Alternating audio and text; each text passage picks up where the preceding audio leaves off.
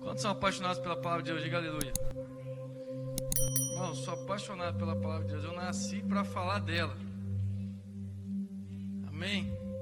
E essa semana eu estava lendo ela, meditando, e eu descobri que eu tenho uma nova passagem bíblica que é a minha favorita. Eu confesso que eu li e reli esses versos, e ontem, enquanto eu preparava essa palavra, eu comecei a ler essa palavra e meu espírito começou a se encher da presença de Deus. Eu queria que você abrisse comigo aí rapidamente. No livro de Colossenses, capítulo 1, versículo 13. Vira para o seu irmão da direita e fala assim: Jesus é suficiente. Agora vira para o da esquerda e fala: Jesus, agora vai bagunçar, né? Jesus é suficiente. Quando você está olhando para o da direita, o da esquerda está te olhando e vira uma bagunça. Jesus é suficiente. Eu achei muito propício o tema dessa ministração de hoje com aquilo que nós vamos fazer no final, que é tomar da ceia, comer e beber do corpo de Cristo. Por que, irmãos? Porque a palavra de Deus diz que o Senhor Jesus, há mais de 2000 anos atrás, Ele morreu no meu lugar e no seu lugar, para que hoje nós tivéssemos vida. E olha que notícia maravilhosa: o sacrifício de Cristo Jesus, Ele é único, perfeito e suficiente para poder te salvar, te resgatar, te libertar e te fazer alguém mais do que vencedor. Olha que bênção. Tem uns irmãos que é crente que falou aleluia, irmão. Você está entendendo o que eu estou te falando? Não existe nada que você possa fazer para acrescentar na obra de Cristo que já foi concluída. Aleluia! Irmãos, isso me enche o meu coração de fé e de alegria e me impulsiona a viver verdadeiramente esse evangelho. Irmão, sabe por que que um dia, alguns anos atrás, eu larguei faculdade, eu larguei meu país, eu larguei minha família e decidi aceitar o desafio do Senhor Jesus de vir para outro país pregar o evangelho? Porque eu entendi que o amor de Cristo por mim, Ele não tem preço, Ele é suficiente. É uma resposta. Talvez tem jovens aqui que seu pai às vezes te obriga a fazer as coisas de Deus, ou a vir na igreja, ou a ir na sua célula, ou fazer alguma coisa. Mas deixa eu te falar, se você ainda faz as coisas por obrigação, preciso te falar algo, irmãos. Você precisa experimentar o amor de Deus, você precisa entender a profundidade que existe na obra da cruz do Calvário. Irmãos, quando nós falamos que Jesus é suficiente, isso não é uma desculpa para você agora ir lá fora e pecar. Ah, Lucas, você fala que Jesus é suficiente, que não precisa fazer nada. Aí o pai que está aqui vai saber: meu filho vai lá fora agora, como diz o mineiro, lavar a égua, se lambuzar. Tem algum mineiro aí? Falei isso mesmo? Eu não. Se lambuzar no pecado. Deixa eu te falar, irmãos, uma coisa muito séria. Aquele que experimenta do amor de Deus e que entende a graça de maneira profunda, irmãos, o pecado ele perde a graça. A graça tira a graça do pecado. Quando eu entendo o quanto eu sou amado, o quanto Jesus me amou e que a obra dele é suficiente pela minha vida, irmãos, eu não quero fazer mais nada além de mergulhar, de conhecer cada vez mais esse amor. Sabe por quê?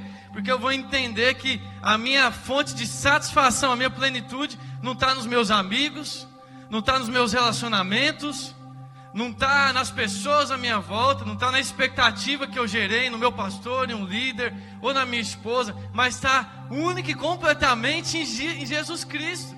E sabe o que acontece? A minha vida ela fica mais leve, porque eu tenho a segurança de que Deus nunca vai falhar, que Deus nunca vai me frustrar.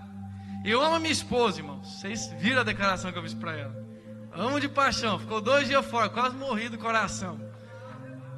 Chorei largado, como diz o sertanejo. Chorei largado. Mas sabe de uma coisa, irmãos? Ela é maravilhosa. Ela me traz muita alegria. Ela é a pessoa certa que Deus colocou no meu caminho para cumprir o propósito. Mas sabe de uma coisa? Deus, Ele é superior a ela. E tem hora que ela me frustra, irmãos. Tem hora que ela me chateia e vice-versa, né? Eu sou mais pecador que ela, eu chateio ela mais do que ela.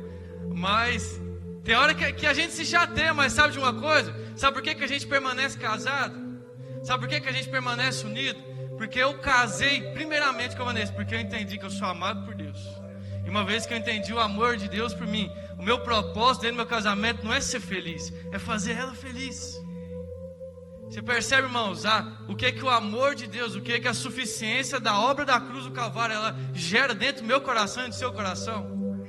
E talvez você entrou aqui falando: Lucas, eu estou lutando ferozmente, de maneira muito agressiva contra o pecado, e eu não consigo vencer. Eu estou lutando de maneira muito agressiva, eu estou buscando vencer um vício, estou buscando vencer uma falha no meu caráter.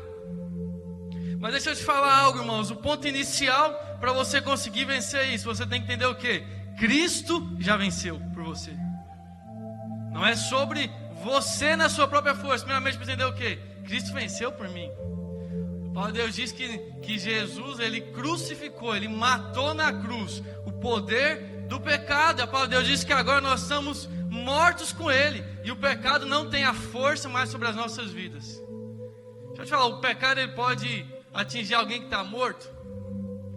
Não, está morto, não tem como. Então eu preciso entender o quê? Jesus, ele é suficiente para me fazer feliz. Jesus é suficiente para me fazer pleno.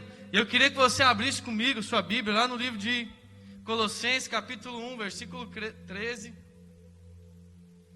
Colossenses 1. E agora você está prestes a ouvir uma das passagens, na minha opinião, mais lindas da palavra de Deus. Olha o que diz aqui: Ele nos libertou do império das trevas e nos transportou para o reino do Filho do seu amor, no qual temos a redenção, a remissão dos pecados. Ele é a imagem do Deus invisível, o primogênito de toda a criação, pois nele foram criadas todas as coisas, nos céus, na terra, as visíveis e as invisíveis, sejam tronos, sejam soberanias, quer principados, quer potestades. Tudo foi criado por meio dele e para ele. Ele é antes de todas as coisas, nele tudo subsiste. Ele é o cabeça do corpo da igreja, ele é o princípio, o primogênito entre os mortos, para em todas as coisas ter a primazia. Porque aprouve a Deus que nele residisse toda a plenitude, e que havendo feito paz pelo sangue da sua cruz, por meio dele, reconciliasse comigo mesmo todas as coisas, quer sobre a terra, quer nos céus. E a vós outros também, que outrora éreis estranhos, inimigos do entendimento, pelas vossas obras malignas, agora, porém, vos reconciliou no corpo da sua carne, mediante a sua morte, para apresentar-vos perante ele santos, inculpáveis e irrepreensíveis, se é que permaneceis na fé, alicerçados e firmes, não vos deixando afastar da esperança do evangelho que ouvistes, e que foi pregado a toda criatura debaixo do céu, e do qual eu, Paulo, me tornei ministro. Irmãos, que maravilha esse texto.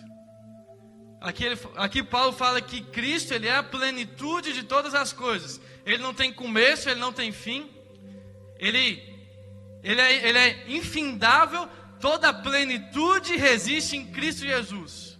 Você está procurando ser pleno de vida, satisfeito? Cristo é a resposta. Você quer ser pleno no seu casamento? Cristo é a resposta. Você quer as feridas da sua alma curadas? Cristo é a resposta. Você quer vencer e ser alguém bem sucedido na sua profissão? Cristo é a resposta. Você quer se casar com um homem, com a mulher de Deus? Cristo é a resposta. Você quer encontrar satisfação, alegria no meio do caos, no meio do perigo? Cristo é a resposta. Eu queria que você abrisse comigo lá em Romanos capítulo 1. Hoje nós vamos abrir muita Bíblia, irmão. Geralmente, misericórdia, não tem muito costume de usar a Bíblia, não. Aqui eu leio geralmente uma passagem, outra. Mas hoje nós vamos usar. Trouxe até a minha Bíblia de papel aqui. Aleluia. Vamos resgatar as Bíblias de papel, né, Cal? Romanos capítulo 5, versículo 1. Diz assim: justificados, pois, mediante a fé, temos paz com Deus por meio do nosso Senhor Jesus Cristo. e por intermédio de quem obtivemos igualmente acesso pela fé a esta graça, na qual estamos firmes, e gloriamo-nos na esperança da glória de Deus. E não somente isso, mas também nos gloriamos nas próprias tribulações. Opa! O que Paulo está falando aqui? Ele se gloria, ele se alegra onde? Irmãos, que loucura. Alguém está passando por uma dificuldade que não precisa levantar a sua mão, não. Mas sabe o que Paulo está falando? Pela fé que ele tem em Cristo Jesus, ele se alegra, ele se gloria, ele vê glória na tribulação, na dificuldade. Paulo, ele entendeu que através da justificação, ou seja, do sacrifício único de Jesus, pela fé ele tem paz com Cristo. Às vezes você canta aquela canção que está na moda e que todo mundo gosta. A tempestade é você, a chuva forte é você, e pá! E aí de repente chega a tempestade e já bate na sua porta assim. Ou de repente você está esperando que uma porta se abra na sua vida e ela fecha de uma vez. E aí qual que é a nossa atitude? Primeira, como seres humanos, pecador miserável. Deus está repreendido. Não é? Satanás solta agora a minha vida. Eu costumo dizer, irmão, se às vezes uma porta se fecha na sua vida, você repreende e ela continua fechada, é Deus que fechou. Mas deixa eu te falar, até quando você vai ficar dando crédito para o Satanás? Para Deus diz que aquele que é nascido de Cristo, o maligno não pode tocar. Sua vida ela está segura na mão de Deus. Aquele que habita na sombra do esconderijo, na sombra do Todo-Poderoso, encontra descanso, segurança e paz. Você consegue se alegrar como uma porta se fecha na sua vida? Sim ou não? Minha esposa está morrendo de saudade dela, irmãos. A miséria do avião demorou para sair 9 horas da manhã, saiu 1 da tarde. Eu falei, santa, minha esposa é mais crente que eu, né? Ela falou assim, irmão, ela estava cansada já, não dormiu nada nessa viagem. Ela falou assim, amor, fica tranquilo, talvez é Deus que está me livrando de um acidente. Deus está me livrando de alguma coisa. E eu já estava como? Satanás, solta esse avião agora. Que coisa. Irmãos. Mas você percebe, irmãos, que a gente precisa entender que existe satisfação, existe alegria no meio da tempestade. Paulo Deus diz, no mundo nós teremos aflições. Mas no meio da aflição, o que Jesus fala? Tem bom ânimo. Eu venci o mundo. Eu não vencerei o mundo. Eu já venci o mundo. Então no meio da tempestade, da tribulação, eu tenho bom ânimo. Por quê? Jesus é suficiente. Ele venceu o mundo. Vira para o seu irmão e fala assim, tem alegria no meio da dificuldade. 1 João 3, versículo 16. 1 João, irmãos, não é Evangelho de João não, lá no finalzinho, livro de 1 João. Deus me ajude que eu acho ele aqui que eu nunca acho. Eu acho que não tem na minha Bíblia esse livro.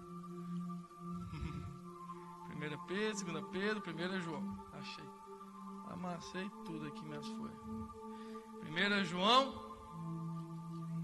Paulo Deus diz o que? Lá em João, no Evangelho de João 3,16. Porque Deus amou o mundo de tal maneira que deu seu Filho, para que todo aquele que nele crê não pereça, mas tenha a vida eterna. Jesus é suficiente para salvar a humanidade, você crê? Deus não morreu pela igreja, não, Deus não morreu apenas por você, Deus morreu pelo mundo. Ele amou o mundo. Até porque quando ele morreu não existia igreja ainda, irmãos. Então você acha que Jesus morreu pela igreja, está enganado. Em 1 João, na primeira carta de João, no capítulo 3, versículo 16, diz o quê? Nisto conhecemos o amor de Cristo. O amor que Cristo deu sua vida por nós. Devemos dar nossa vida pelos nossos irmãos. Jesus é suficiente para te perdoar e para te fazer perdoar o seu próximo. Lucas, eu tenho dificuldade de perdoar o meu próximo.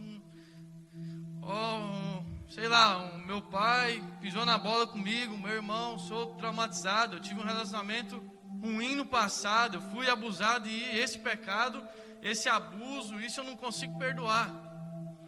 Mas sabe o que que Jesus fala? Que ele cita primeiro o amor dele.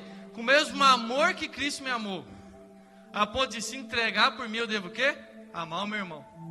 Agora deixa eu te falar, você consegue amar o seu irmão sem entender primeiro o quanto você foi perdoado e o quanto você é amado? Sim ou não? Estou comigo aqui, está alguém comigo? Aleluia. Não dá, irmãos. Eu só posso dar aquilo que eu tenho. Eu só posso dar amor se eu tiver amor. Eu só posso expressar a graça se eu já tiver tido uma experiência com a graça de Deus. Eu não consigo dar o que eu não tenho. Jesus, ele é suficiente para que você perdoe o seu irmão. Como, Lucas? Como é que eu vou conseguir fazer isso? Quando você entendeu o quanto você foi perdoado, o quanto Deus se entregou pela sua vida. Nós falamos assim, pô Deus, eu era pecador, eu estava no mais profundo abismo, eu estava perdido, mas o Senhor foi lá, me resgatou. A palavra de Deus diz que nós éramos inimigos do Senhor. E sabe o que aconteceu? A palavra de Deus diz quando nós éramos inimigos? Jesus virou para o seu irmão, te amou. A palavra de Deus fala, quando nós éramos inimigos de Deus, Ele nos amou e Ele morreu no meu lugar e no seu lugar. Agora, irmãos, uma vez que eu experimento o amor de Deus, eu consigo expressar isso. Deixa eu te falar, irmãos, ontem eu estava na casa do Ayrton. Estava sozinho, né, rodado, estava arrumando alguma coisa para mim fazer, né? Irmãos, que depressão, não sabia que eu era tão ruim assim, né? Você tem uma ideia, irmãos, o meu relógio biológico é no máximo 7h30, 8 horas, eu estou levantando já. Eu estava tão depressivo que eu acordei meio-dia sábado. Eu falei, o quê? E é porque minha esposa me ligou ainda, senão eu estava dormindo até agora. E eu lembro que eu acordei, eu falei, nossa, fui sair de casa, era quase 5 da tarde, fui tirar meu pijama, era quase 5 da tarde. Eu falei, que vida é essa? Sangue de Jesus tem poder, está repreendido isso aqui da minha vida. E aí eu fui lá, a gente foi, e a gente estava eu, a Jaque, o Ayrton, mais uns amigos, a gente estava falando de pessoas que são psicopatas, pessoas que estupradores, assassinos em série, pessoas que matam a sangue frio, né, que tiram a vida de pessoas e de repente, assim, o que aconteceu? Não sei, aconteceu, tive vontade, fui lá e matei, estuprei, fiz isso, fiz aquilo. E a gente falei assim, cara, é difícil. Você imagina um filho, sei lá, alguém que você ama muito, a sua esposa, a sua mãe, e aí de repente vem um cara e tira a vida dessa pessoa a sangue frio. Seu filho criança, alguém pega ele, Deus o livre e guarde, e abusa sexualmente dessa criança. Se essa pessoa, se esse homem ele foi preso, ele estiver diante de você, você seria capaz de perdoar essa pessoa? Eu falei assim, cara, eu não sei se eu seria capaz. A Jaque já falou. Eu não sei não. Eu falei assim, cara, eu preciso experimentar verdadeiramente Deus para mim ter essa capacidade, porque não é algo que vem de mim. Eu já vi vídeos, irmão, de pessoas que conseguiram. Um cara foi lá e matou o filho da mulher. A mulher ficou de frente do cara e falou assim, ó, te perdoo por você ter matado meu filho. Eu quero dizer que Jesus te ama. Eu falei assim, rapaz, você aí conhece muito o amor de Cristo. Isso aí entendeu muito bem a obra da cruz. Só pessoas que têm conhecimento do amor profundo de Deus, que têm a capacidade de fazer isso, irmãos. Percebe? Jesus, ele é suficiente. Talvez você está buscando força. Você acorda todo dia e fala assim, Senhor, me dá força para eu perdoar essa pessoa, me dá força para eu liberar a vida dessa pessoa. Deixa eu te falar, você tem que mudar a sua oração. Fala, Senhor Jesus, me traz a revelação do quanto eu fui perdoado e amado, para que eu tenha capacidade, através disso, de entender, compreender e liberar minha vida com relação a essa pessoa. Amém? Vocês estão comigo aqui? Jesus é suficiente para nos libertar dos vícios, dos pecados e de nos libertar. Isaías 53 diz que Jesus, ele sofreu por nós, pelas suas pisaduras nós somos sarados. O castigo que nos traz a paz estava sobre ele, pelas suas pisaduras nós somos sarados. Uns versículos falam assim, ele levou sobre si toda a dor e toda a eternidade, ou toda a enfermidade. Percebe, irmãos, algo aqui? Esse verbo levou está no passado. Ele já levou. Jesus é suficiente para dar a cura que você precisa hoje.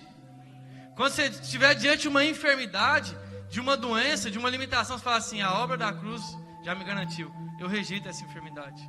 Eu não tenho enfermidade, eu não tenho doença. Ah, Lucas, isso é hipocrisia, porque eu estou vendo os sintomas no meu corpo, na minha alma. Não, não é, irmãos, é você declarar uma verdade que foi conquistada por você há mais de 2000 anos atrás na cruz, de que Jesus pagou o preço. Ele cravou na cruz. Todo o peso do pecado, da doença, da enfermidade estava sobre Jesus. E quando tudo isso recaiu sobre ele, ele levantou os olhos para o céu e falou o quê? Está consumado, está acabado, acabou. A força do pecado está cravada aqui, a enfermidade está cravada aqui, a doença está cravada aqui, os vícios estão cravados aqui. Sabe por que tantos, eu falo cristãos, irmãos, ainda hoje são presos no pecado, são presos nos vícios, são presos em doenças? Porque talvez não entendeu na profundidade a obra da cruz, que Jesus é suficiente. Jesus, irmãos, é glorioso.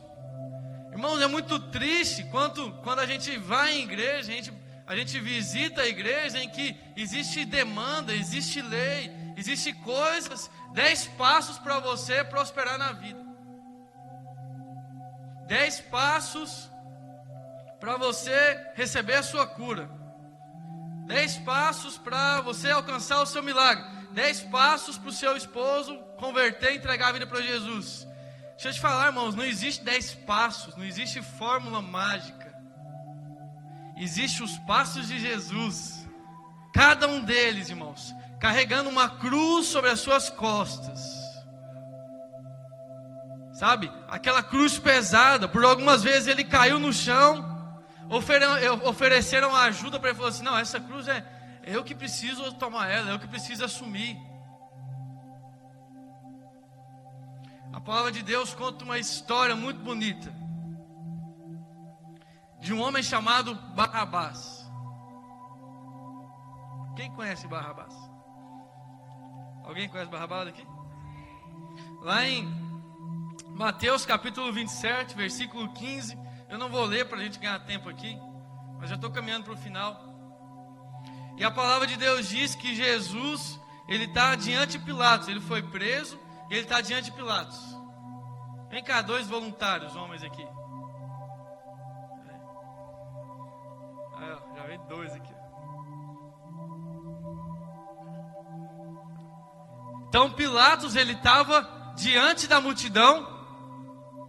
Do lado direito dele estava Jesus. E do lado esquerdo, Barrabás.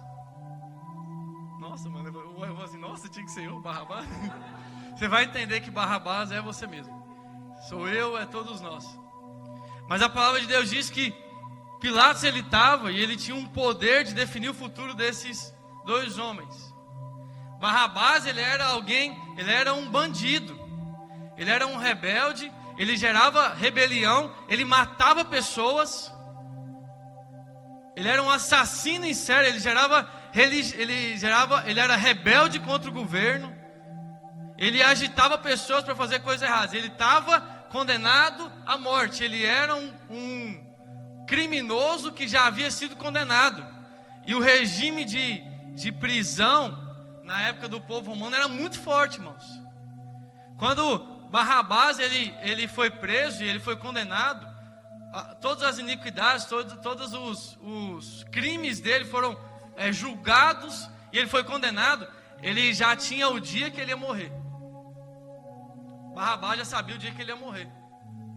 Estava marcado, domingo.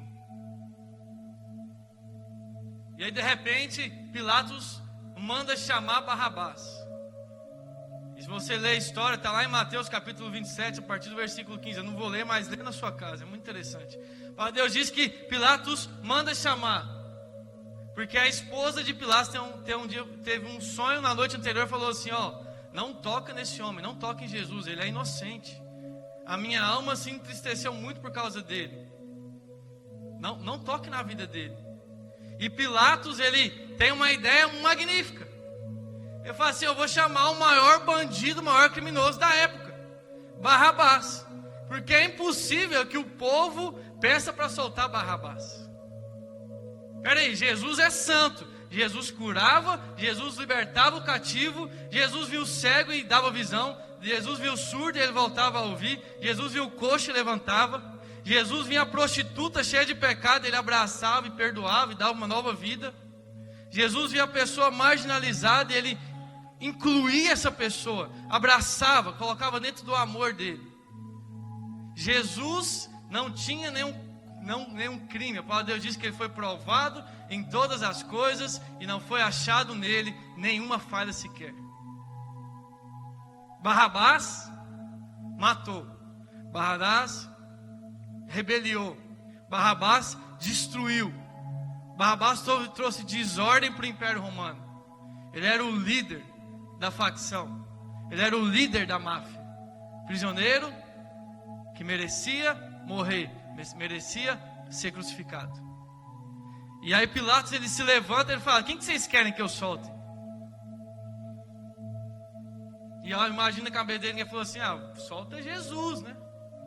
Pô, Barrabás a gente queria prender ele, há muito tempo, agora que nós prendemos, nós vamos soltar? Você é doido? E a palavra de Deus diz que a multidão gritava: solta Barrabás, solta Barrabás. Pilatos então ele tira as correntes dos braços, das mãos de Barrabás, libera ele, Barrabás vai embora livre. E ele então coloca sobre Jesus as correntes. Ele fala: o que vocês querem que eu faça? E a multidão começa a gritar: crucifica, crucifica. A palavra de Deus diz que Jesus ele permanece em silêncio. Sabe por que Jesus permaneceu em silêncio? Porque ele queria que Barrabás fosse livre. Ele queria que Barrabás fosse liberto, porque ele sabia que Jesus precisava tratar ele como Barrabás, para que Barrabás fosse tratado como Deus tratava Jesus. O Pai precisava tratar Jesus como Barrabás, para que Barrabás pudesse ser tratado como Jesus lá na frente. Mas Deus diz que Jesus ele fica calado, ele não se defende. Sabe por quê? Porque Jesus ama Barrabás. E sabe de uma coisa? Barrabás sou eu, Barrabás é você, Barrabás somos nós, rebeldes. Deixamos a mensagem de Deus e nos entregamos a todo tipo de pecado. E aí Jesus ele se aproxima e fala assim: viva sua vida, Barrabás, você está livre, eu vou tomar o seu lugar. Sabe de uma coisa, irmãos? Fica aqui, Jesus, fica em paz aí, fica comigo aqui. Quer ir embora? Não está na hora de você ser crucificado ainda. Irmão, sabe de uma coisa interessante? A cruz que Jesus foi crucificado era a cruz que Barrabás seria crucificado. Irmãos, eles não iam fazer uma cruz para Jesus, porque esse não era o objetivo de Jesus. O objetivo de Jesus não era que uma cruz fosse feita para ele. O objetivo de Jesus é que ele tomasse a minha cruz e a sua cruz e fosse crucificado no nosso lugar. Deixa eu te falar, domingo não era para ser o dia da execução de Jesus, domingo era para ser o dia da execução de Barrabás. Ele já tinha sido condenado, a crucificação dele estava marcada. E sabe o que Jesus falou assim? A minha cruz, ela não vai ser feita, a minha cruz é a sua cruz, agora você vai livre, Barrabás, e eu vou assumir a sua cruz. Eu vou morrer no seu lugar. Jesus, ele então... ele é mandado, ele é açoitado, ele é oprimido. Ele carrega a cruz que não era dele, era de Barrabás. E ele toma o meu lugar, o seu lugar. Sabe para quê, irmãos? Para que você pudesse hoje se aproximar do Pai e falar assim: eu sou filho. Quando o Pai ele chega perto de você, ele não olha você, ele não olha a Rebeca, ele não olha o Magno, ele não olha a Georgia, ele olha o próprio sangue de Jesus. A minha cruz e a sua cruz, ele falou assim: é minha, eu vou tomar o seu lugar. Sabe, irmãos, quantas vezes você acha que você vai conseguir se libertar do seu pecado sozinho? Talvez você entrou aqui, você falou assim: eu fui salvo pela graça, mas agora eu preciso lutar, eu preciso me libertar do pecado, da prisão, da cadeia. E sabe de uma coisa, irmãos? Você não é palho para o poder das trevas. Não existe nada de bom em você. Não existe resposta na sua vida. Só existe uma pessoa que pode vencer o pecado. E Ele fez no meu lugar e no seu lugar. Somente Jesus Cristo. Hoje Jesus ele se aproxima e fala assim: vai viver sua vida. Eu já te libertei. Eu tomei o seu lugar. Eu paguei o preço por você. O meu sangue é suficiente. A obra, o preço já foi pago. O sangue que tinha que ser derramado não era o seu, era o meu. Pare, irmãos, de achar que você vai vencer o pecado na sua própria força. Não existe possibilidade nenhuma disso acontecer. Somente Jesus pode salvar. Somente Jesus é suficiente. Somente a obra do Calvário é suficiente. Jesus então, ele está pregado naquela cruz, todo desajeitado, porque não era a cruz dele, era a minha cruz e a sua cruz, não era o tamanho dele. Mas sabe o que ele fez? Paulo Deus disse que ele se tornou pequeno, ele se humilhou. Deixa eu te falar algo, irmãos, Jesus ele não foi humilhado, ele se humilhou. Jesus se colocou nessa situação. Jesus podia, quando a multidão falou assim: quem que vocês querem, Jesus ou Barrabás? Ele podia fazer assim, ó. Vi um exército de anjos levantar e tirar de lá, matar Barrabás e matar todo mundo. Sabe o que Jesus fez? Ficou calado. Não se defendeu. Porque ele olhou para mim e para você e falou assim: eu te amo. E um dia você vai entender que a minha obra é suficiente, ela é plena. Não existe nada que você possa fazer. E aí você vai poder se aproximar agora, diante da cruz de Cristo. Não com medo, não com pesar, mas entendendo que você é aceito. E Jesus, depois de passar por tudo isso, ele levanta naquela cruz. Ele olha para o céu e fala: está consumado. Em outras palavras, o que eu estou fazendo aqui agora é suficiente. Viva uma vida livre. Deixa eu te falar, você está vivendo ainda debaixo de prisão, de cadeia? Você está desvalorizando a obra de Cristo Jesus na sua vida. Para de perder tempo. Para de deixar as coisas dessa vida prenderem você. Para de achar que o pecado ele é maior que você. Deixa eu te falar, o pecado já foi derrotado. Por que a gente não fica falando aqui de pecado? Ah, você tem que parar de fazer isso, tem que parar de fazer aquilo. Porque isso não tem poder para gerar nada na sua vida. O que nós viemos aqui todo domingo, semana após semana, é o quê? Se aproxima de Jesus, conheça o sacrifício dele, entenda que você é amado, entenda a graça de Deus. E agora, mediante a sua fé no amor, na obra da cruz, você é livre. Sabe quando que eu venci pecados na minha vida? Comecei a vencer, irmãos, de fato. Quando eu parei de me aproximar de Deus com vergonha, eu falo: oh, Jesus, sou pecador miserável, tem compaixão de mim. Ô Jesus, olha o que eu fiz de novo. Pode sentar, Jesus, aleluia. Tem misericórdia. Mas sabe o que eu fazia? Quando às vezes eu deslizava, eu falhava, eu chegava diante de Deus, diante do trono da graça, com ousadia, como a palavra de Deus me diz. Eu levantava as minhas mãos, a minha cabeça, e falava assim: eu sou justificado por Cristo Jesus. Eu sou a justiça de Deus em Cristo Jesus. Já não existe condenação sobre a minha vida. Ah, mas você acabou de pecar 5 anos atrás. Mas eu sou a justiça de Deus. A obra de Deus é suficiente. Esse pecado aqui não tem poder sobre a minha vida. Já foi apagado lá atrás. Agora eu vivo novo. Eu vivo como alguém vitorioso. Como diz a palavra, o quê? Somos mais que vencedores por meio daquele que nos amou.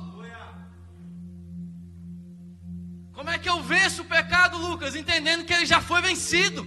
Essa é a chave. Entendendo que Jesus venceu. E eu queria terminar a minha ministração. Queria chamar a equipe de louvor aqui. Eu vi uma pregação hoje que marcou muito a minha vida. Hoje não, essa semana para trás. E esse pastor ele contou a história de Jacó. Quantos conhecem Jacó aqui? Qual que era o significado do nome de Jacó? Enganador. Usurpador. Ele era espertão, ele queria sempre ganhar em cima dos outros.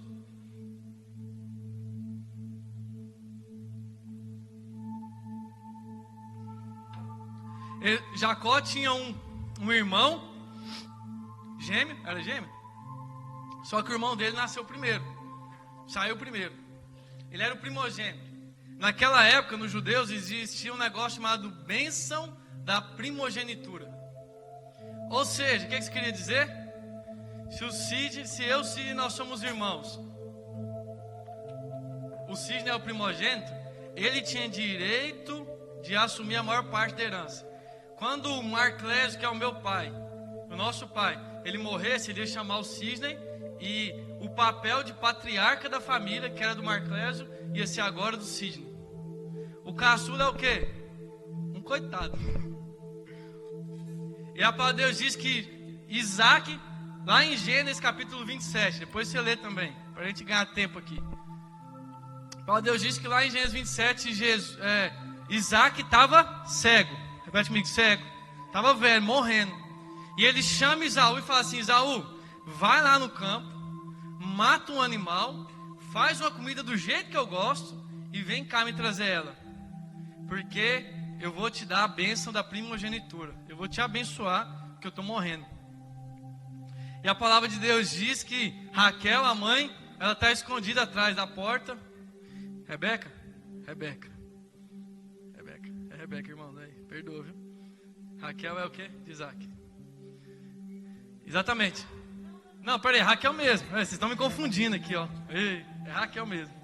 Raquel, ela está atrás da porta e ela fala o seguinte: ó, Jacó, seu pai, ele vai dar a bênção para Esaú. O que você vai fazer? Vai lá no curralzinho nosso lá, pega o cordeiro, mata, traz ele para mim, que eu vou fazer um ensopado, eu vou fazer uma comida do jeito que seu pai gosta, e aí você vai assumir a bênção que é do seu irmão. Irmão, alguém que tem uma mãe dessa não precisa de inimigo, não. A mãe era de Esaú também, mas dá para perceber claramente que Jacó era o favorito ali.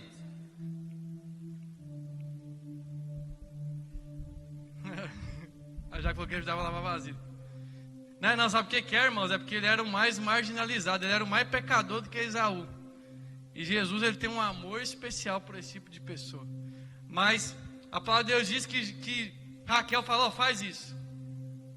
E aí Jacó fala assim: mas mãe, e se meu pai descobrir? Sabe o que era a consequência se Isaac descobrisse que Jacó estava mentindo para ele? Ele iria morrer. Ele era amaldiçoado, ele poderia morrer por causa disso. E aí a Raquel falou assim: confia na mãe aqui, vai lá, faz lá. E a palavra de Deus diz que Jacó, ele foi lá no curral, pegou um cordeiro, entregou para a mãe matou aquele cordeiro, fez o ensopado.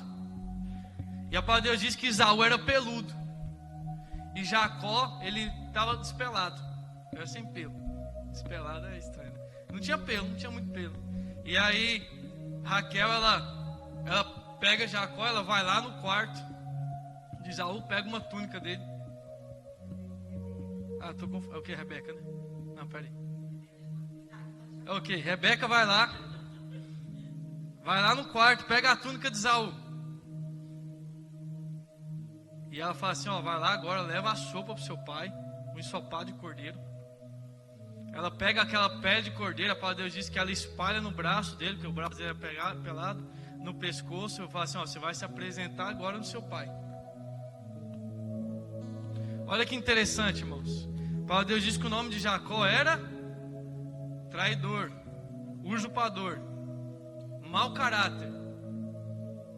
E a palavra de Deus diz que Deus é o Deus de Isaac, de Abraão, Isaac e Jacó. Sabe por quê? Porque Deus é o pai de Abraão, de Isaac, que é a parte boa. Mas Deus também é o pai da pior parte sua, que é Jacó. E aí a palavra de Deus diz que Isaac então se aproxima de Jacó e fala: pai, toma sua comida aqui. E aí Isaac então, vem cá mais os meninos aqui de novo. Vem cá o Isaac, pode ser qualquer um. O Isaac eu já preciso do Jacó e preciso do Esaú também. Vem cá, vou deixar o Magno ser Jacó agora. Pode vir também, João. Você vai ser Isaac, você vai ser Jacó. Não, você vai ser Isaac, Esaú. Não, peraí, você vai ser Jacó agora, mano. Dá uma moral pra você aqui, né? E esse aqui é o Esaú. Jacó chega e fala assim: vai lá, meu filho, buscar. Esaú falou assim: é hoje que eu recebo a bênção. Foi pro campo, vai pro campo. Pode ficar pro campo mesmo, não volta não. E aí então, Pai Deus diz que Raquel vai lá, Jacó pega o cordeiro, entrega para Raquel. E Raquel então ela cobre os braços dele. Aqui, botou os pelos aqui, já tá vendo, né? Que foi pregado os pelos aqui. Tem no pescoço também não, né? Tem. Esaú, ele tá como? Cego. Isaac, sangue de Jesus tem poder. Estou errando os nomes tudo aqui. Isaac está cego.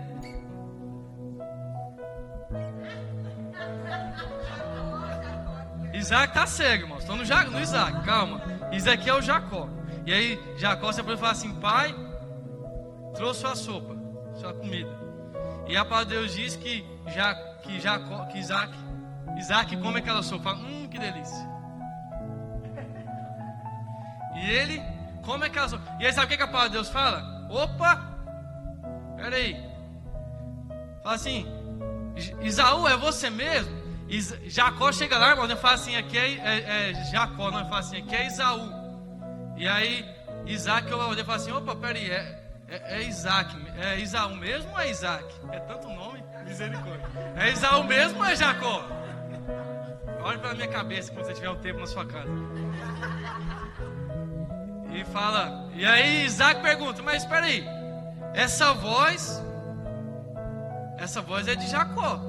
Mas espera aí, chega perto aqui de mim. Chega perto. Fala assim: deixa eu tocar seu braço. Toca o braço. Opa, espera aí, o braço é cabeludo, o braço é de Esaú. A voz é de Jacó, mas o braço é de Esaú. Fala assim: espera aí, chega mais perto agora. Eu acho que vocês não vão querer fazer isso mesmo. Aí ele fala que Isaac dá uma cheirada no cangote do... Não quer não, irmão? Não precisa não, irmão. Não precisa fazer esse constrangimento, também. Deu uma cheirada, falou assim: esse é o cheiro do meu filho Esaú. E sabe de uma coisa, irmãos?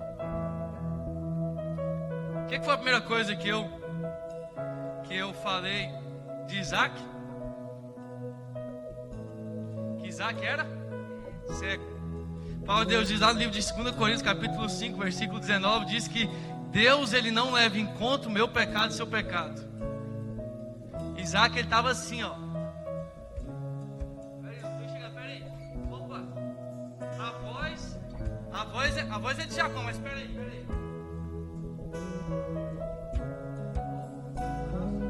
Nossa, é de Esaú. Paulo Deus diz que nós somos revestidos de Cristo. A pele do cordeiro estava sobre Jacó. Da mesma maneira que nós somos revestidos de Cristo. Lá em 2 Coríntios capítulo 2 versículo 15 diz que nós carregamos o cheiro de Cristo, a essência de Cristo. Quando Isaac dá uma cheirada no cangote de Jacó, ele vê o cheiro de quem?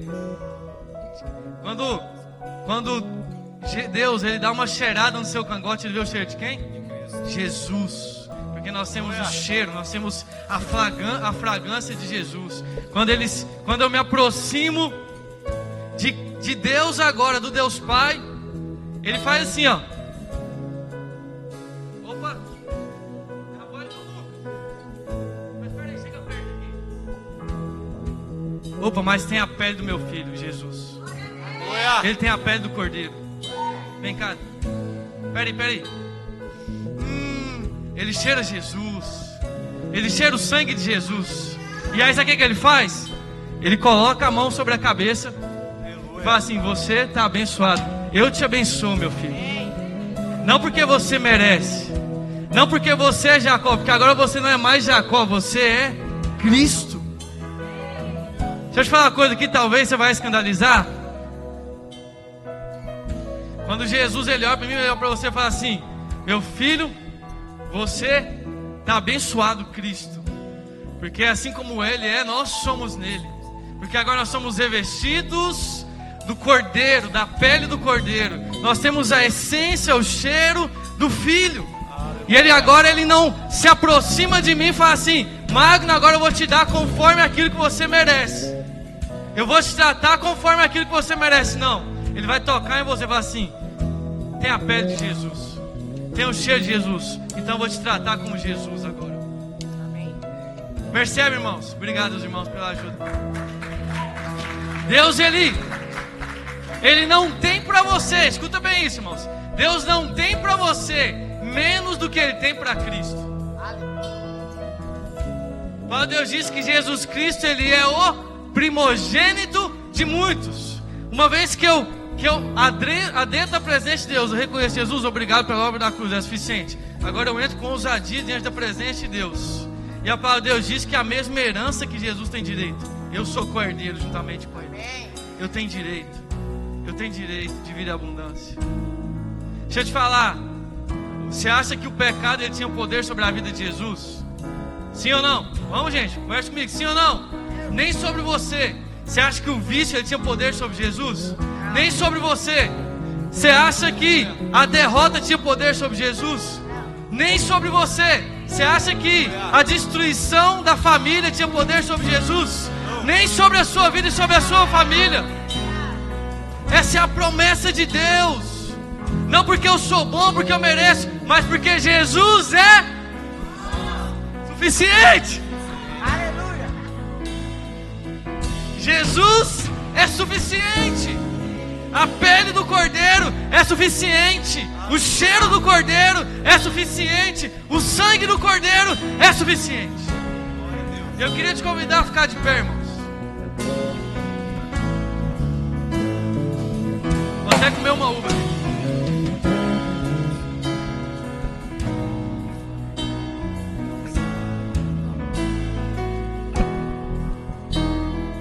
Irmãos, essa noite nós vamos ceiar. Nós vamos comer na mesa do rei. Agora você não é mais escravo. Você já não é visto mais como um pecador. Mas a palavra de Deus diz aqui no texto que eu li em Colossenses que nós somos santos. Nós somos filhos. E o lugar do filho é na mesa junto com o pai. E você vai tomar essa ceia hoje com toda a ousadia no seu coração. Vai falar assim: Jesus, obrigado porque o Senhor é suficiente. Você vai comer desse pão, você vai tomar desse cálice. E você vai falar o seguinte: Satanás, você não tem poder sobre a minha vida. Pecado, você não tem poder sobre a minha vida. Morte, você não tem poder sobre mim. Porque eu estou assentado em Cristo Jesus. E quando esse sangue e esse pão entrar nas suas veias, entrar no seu corpo, o Espírito Santo ele vai te renovar, ele vai te empoderar, ele vai te dar revelação do quanto você é amado, do quanto você é precioso, de que você não é mais escravo de nada, você é filho de Deus. E você está livre hoje, não para ver uma vida de pecado, mas para conhecer o amor de Deus. E através do amor de Deus, viver uma vida em abundância, viver uma vida livre, se relacionar e ter relacionamentos saudáveis.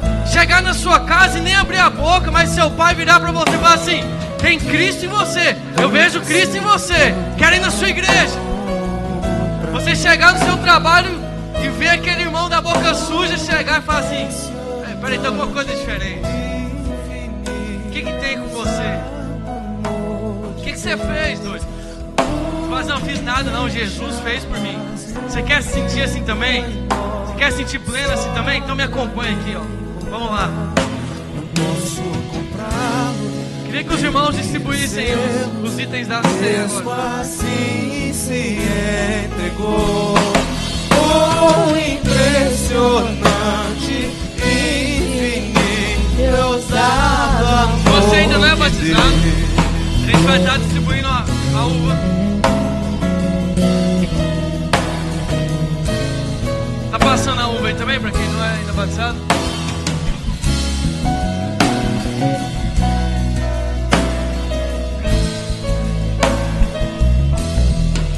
Rapidamente aqui. Quem não é batizado aqui? Quem ainda não foi batizado? Levanta a mão assim. Irmãos, nós vamos ter dia 27 de novembro batismo. 17. Eu só queria falar rapidinho aqui, irmãos. Talvez você viveu uma crença, numa religião de que você precisa ser muito bom, sem falha, para você batizar. Mas deixa eu te falar, isso é mentira. Apaga isso. Sabe o que você precisa para se batizar? Entender essa mensagem que eu preguei hoje. Aleluia. Jesus te amou, morreu no seu lugar e agora por causa da obra da cruz Ele é suficiente para poder te salvar e te colocar sentado nas regiões celestiais. Só isso. Então eu queria muito, irmãos, muito, que você me procurasse no final do culto, se você deseja se batizar. Dia 17 nós vamos batizar você. Você vai entrar definitivamente para a família de Cristo. O sangue de Jesus vai ser derramado sobre a sua vida. Você vai ver o que? Novidade de vida. Amém? Feche seus olhos. Queria orar nessa noite.